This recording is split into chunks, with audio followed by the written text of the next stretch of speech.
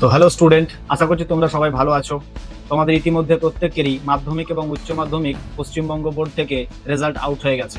আর যারা এই পরীক্ষাতে কম নাম্বার পেয়েছো বা কোনো একটা সাবজেক্টে কোনো কারণবশত ফেল করে গেছো বা সাপ্লি পেয়েছো, যারা সিবিএসসি বোর্ড থেকে পড়াশোনা করেছো তাদের আরটি বা এক্সআর এরকম ধরনের প্রবলেমে যারা ফেসে গেছো, তাদের জন্য একটা খুব বড় সুখবর রয়েছে।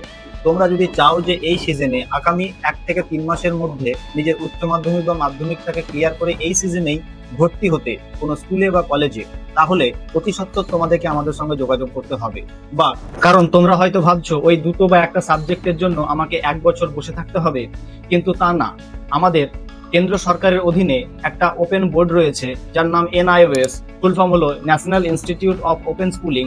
এই বোর্ডের আন্ডারে তোমরা যদি অন ডিমান্ডের পরীক্ষা অথবা স্ট্রিম 2-তে অ্যাডমিশন নাও, তাহলে কিন্তু তোমরা আগামী 3 মাসের মধ্যেই এই মাধ্যমিক বা উচ্চ মাধ্যমিক পাশ করে যাবে এবং তোমরা যে বোর্ড থেকে আগে পড়াশোনা করে পরীক্ষাটা দিয়েছো, সেই বোর্ডের যা মার্কস পেয়েছো সেখান থেকে সেই মার্কসগুলো এই এনআইওএস বোর্ডের মার্কশিটে কিন্তু চলে আসবে। এবং তোমরা চাইলে এই সিজনেই মানে 2026-27 সালের সিজনেই কিন্তু তোমরা কোনো কলেজে অ্যাডমিশনও নিতে পারো এবং যদি কেউ কোনো চাকরির ফর্ম ফিল আপ করতে চাও সেটাও করতে পারো। এবং এই এনআইওএস বোর্ড থেকে পাশ করার পর তুমি যেমন রেগুলার থেকে যা যা ফ্যাসিলিটিস পেতে, সেম টু সেম সমস্ত ফ্যাসিলিটি এই বোর্ড থেকে পাশ করার পরেও কিন্তু তোমরা পাবে। তো এই বিষয়টা যাদের জানা নেই তাদেরকে আরো ভিডিওটা শেয়ার করে দেওয়ার জন্য প্রত্যেকের কাছে অনুরোধ করব।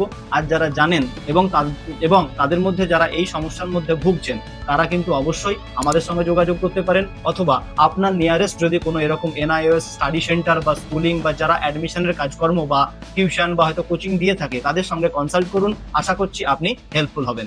ধন্যবাদ।